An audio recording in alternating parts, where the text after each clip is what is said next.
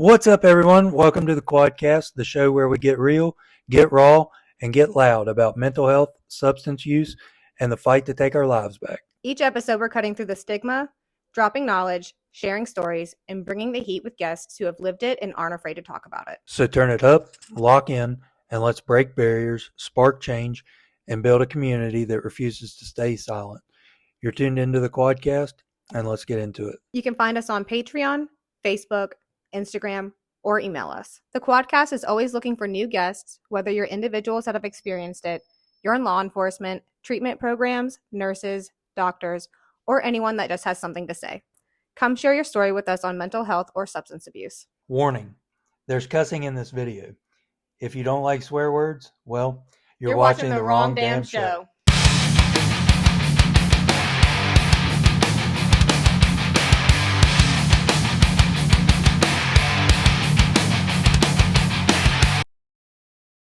All right, today on the podcast, we're going to sit down with Adam Foster. I'm going to let Adam introduce himself just because he'll do it way better than I will.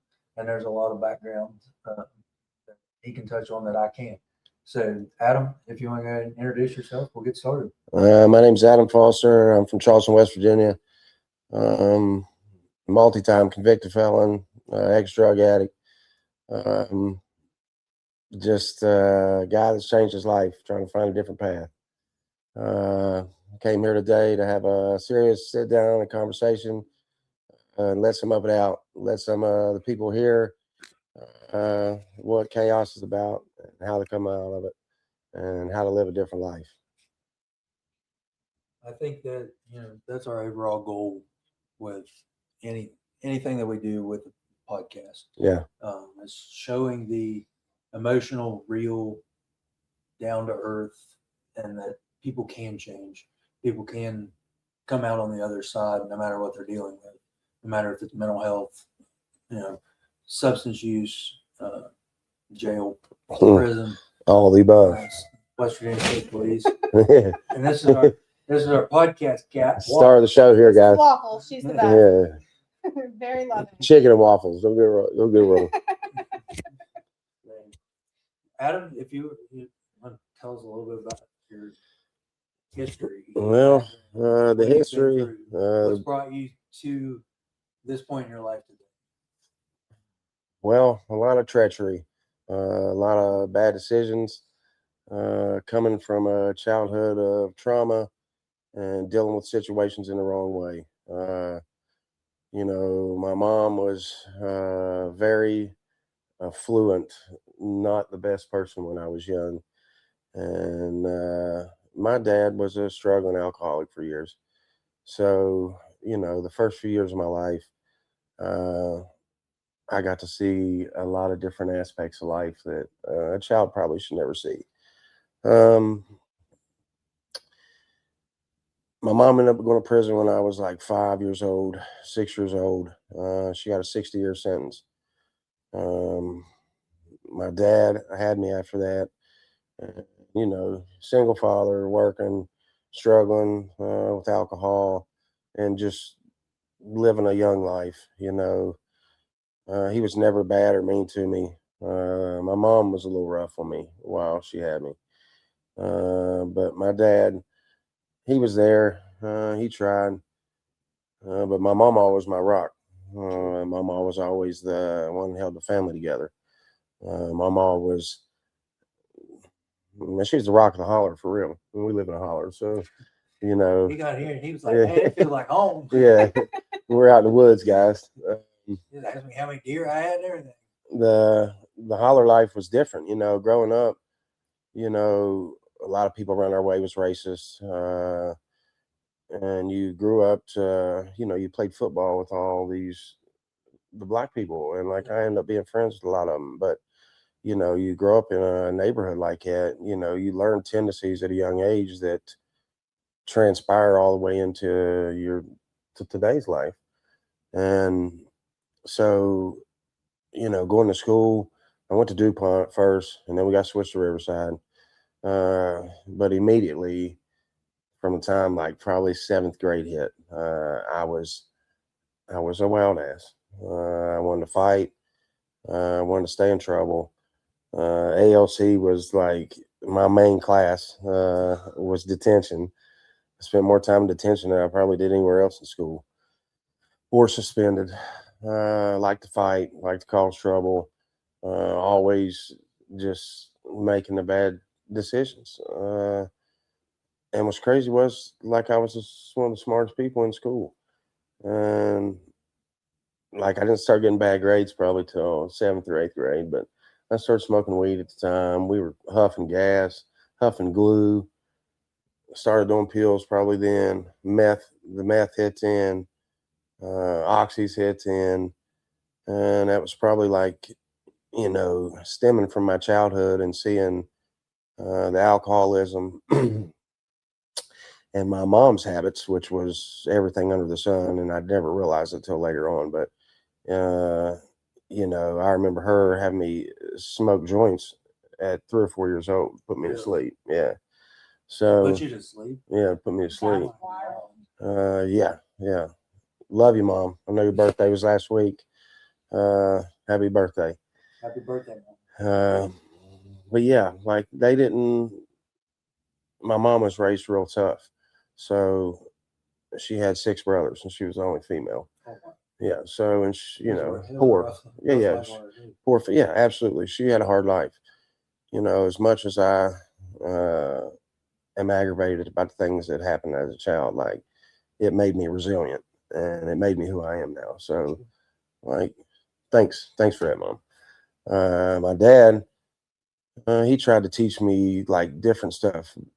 By the time I was a teenager, was trying to teach me sports. Like, I played 3 sports and was good at all 3. I've been this big since I was 15. 15 years old. I think I was 6'4.5" and 260 pounds. So, and growing up in that addictive state from probably 7th grade to 9th grade, bouncing between sports and wanting to run the streets, it don't, even at that age, like, it catches up with you. And so then I started stealing, probably 9th grade. I started stealing stuff, stealing from my mama. Mama had probably 50, 60, $70,000 in a safe. And I just kept pinching. So, I was able to feed my addiction until they caught me. They got caught up in me. They kicked me out. And then I think maybe 10th grade, I ended up stealing a bunch of stuff from my uncle, a bunch of guns. Then I wouldn't tell them where they's at or what's going on. They ended up finding buried on the mountainside. And that's when I ended up going to prison for the first time. I think I was 15, so then 10th grade. And they come to school to arrest me. So, Riverside had just opened. So was that juvenile detention? Oh, yeah. I got sent to juvie. I got juvenile life. Yeah. First time I ever got in trouble, they gave me life, which is, you don't get out till you're 21. Right. But then again, I found a way to beat that too. When I got inside, I realized that, being this big as a kid and as smart as I was, which I can be very manipulative. I manipulated my way in everything. Sure. Also manipulated myself is what I never realized until, probably just a few years ago. Outsmarting yourself is a hard thing to realize. But yeah, I spent a few years at Salem Correctional Center. Hard place for kids. They shut it down. I think the first, I think I was there 4 days before I caught my first 97 days in the hole. And their hole there was worse than being at Mount Olive, Huttonsville. It was the worst hole I'd ever been in. You don't get no books. You don't come out of your cell, but every other day. Sure. You don't get to call your family. See, everybody here would tell you Huttonsville. Yeah. That ain't no place to go. But. Well, they're not. They're not. But it's by the time you hit adulthood, you're dealing with real criminals, and what they didn't realize at the time is, well, you're dealing with real criminals even as kids, because I was up there there was boys in there with me that like burnt their families up and everything. And because I got sentenced to juvenile life, they put you on an adult commitment, which is it's called the AC unit, and that's where all the killers was at. You know, even at a young age, like people right beside you, rape somebody, do this side, kill somebody, and you're 15, 16 years old. And it taught me how to be violent real quick. I was an asshole, uh, and I did a lot of dumb shit, but I wasn't never violent until the prison happened, till I started getting locked up. And like I was always a happy-go-lucky person, just wanted to laugh. But you know, when you get put in them situations, uh, it does not allow that. I was gonna say, Yeah, like that's you. just a self-defense. Oh, yeah. Being as big as I was, yeah, I had a target on my back because, like, you know, if you whoop the biggest guy, then you're that dude. Yeah, you get your brownie points. Yeah, you get your stripes. You're in the stripes, what they call it. And so I learned real quick that being athletic like I was, and I was hard headed. And then once I started fighting, it never stopped. COs, the guards. I even beat one of the magistrates up. Yeah, that was another 4 months in the hole. That's what I asked you. 2.5 years up there. I think 8 months of it wasn't in the hole. All the rest of the time I was in the hole at Salem. I was just back there because they changed it to an adult prison, and my name was still in the cell. I got put back in the hole there when I was here this time, and my name was still in the cell from 2004. And oh my God, it was but it makes you reflect right then, realize the choices you make as a teenager that you're gonna have to face for the rest of your life. Like, so juvie became one of them places that was like testing ground, battleground, and training grounds. Because once I got out, I was so violent, did so much time in the hole. They were supposed to keep me until I was 21. Well, no matter what, even if you get juvenile life, they sentence you to 21 or not, you get a hearing right after your 18th birthday. It's mandatory to make sure everything is going good. Well, I went back in front of my judge. My judge is the same one that sentenced my mom to 60 years. And he realized who I was by this time. So when I got in there, like he started talking about my mom and stuff. So it got a little yeah. And it got a little heated in there. But they hadn't given me my GED. They hadn't given me no schooling. They told him I was so violent I couldn't go to school. So he was like, so there's nothing y'all can do to help him. They was like, no, he's in lockdown all the time. So he let me out. 4 days after my 18th birthday. So immediately I come home. I feel like, just did. So it's really hard to. So yeah, right after my 18th birthday, I come home. I go stay with Mama because I'd probably been home a month, 2 months. My dad was seeing this new girl, and I absolutely hated this woman. So I think it might have been 2 months. She told my dad I had to go, and her like 40-some-year-old son lived there, and I was out trying to do good, trying to get a job, but I didn't have no license, and been locked up 3 years.